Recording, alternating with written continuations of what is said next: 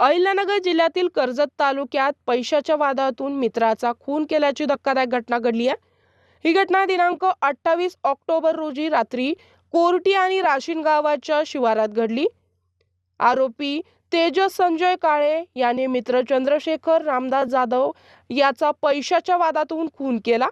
मयत जाधव आणि त्याचा मित्र पृथ्वीराज साळुंके स्विफ्ट गाडीतून करमाळा रोडने जात असताना आरोपी तेजस काळे यांनी आपल्या गाडीने पाठलाग करून त्यांच्या गाडीला जोरदार धडक दिली। या अपघातात चंद्रशेखर जाधव याचा मृत्यू झाला तर पृथ्वीराज साळुंके जखमी झालाय। या घटनेवरून सुभाष शंकर जाधव यांनी दिलेल्या फिर्यादीवरून कर्जत पोलीस ठाण्यात गुन्हा नोंदविण्यात आलाय।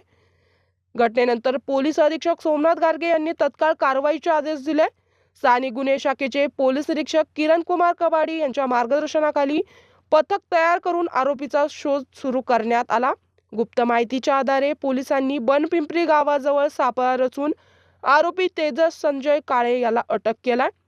त्याच्याकडून 5,30,000 रुपये किमतीचा पांढरा स्विफ्ट कार आणि 3 मोबाईल फोन जप्त करण्यात आल्यात।